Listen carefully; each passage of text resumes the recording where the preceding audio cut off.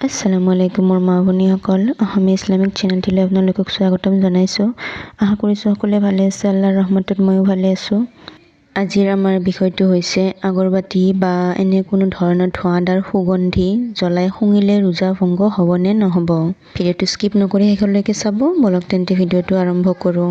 মোৰ মা ভনীসকল, যিদৰে হুক্কা, বিড়ি, চিগাৰেট আদি খালে ৰোজা ভংগ হয়, ঠিক তেনেদৰে ধোঁৱাদাৰ সুগন্ধি জ্বলাই যদি শুঙে তেন্তে ৰোজা ভংগ হৈ যাব।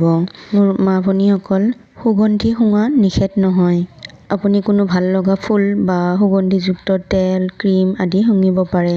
ইয়াৰ দ্বাৰা আপোনাৰ ৰোজাৰ কোনো ক্ষতি নহয়। কেৱল ধোঁৱাদাৰ সুগন্ধি শুঙিবৰ কাৰণেহে নিষেধ কৰা হৈছে। মোৰ কথাখিনি আপোনালোকে বুজি পাইছে বুলি মই আশা কৰিছোঁ। ৰোজা সম্পৰ্কীয় কিবা প্ৰশ্ন থাকিলে মোক কমেণ্টত জনাব। ভিডিঅ'টো যিমান পাৰে শ্বেয়াৰ কৰিব। মোৰ কাৰণে দোৱা কৰিব। আসসালামু আলাইকুম। এনেকুৱা ভাল ভিডিঅ' আগলৈ চোৱাৰ বাবে আমাৰ চেনেলটো ছাবস্ক্ৰাইব কৰিব। কাষতে থকা বেল আইকনটো প্ৰেছ কৰি দিব। কিবা জানিবলগীয়া থাকিলে কমেণ্টত জনাব। ভিডিঅ'টো যিমান পাৰে শ্বেয়াৰ কৰিব। আপোনাৰ এটা শ্বেয়াৰৰ কাৰণে হয়তো কোনোবাৰ উপকাৰ হ'ব পাৰে। আসসালামু আলাইকুম।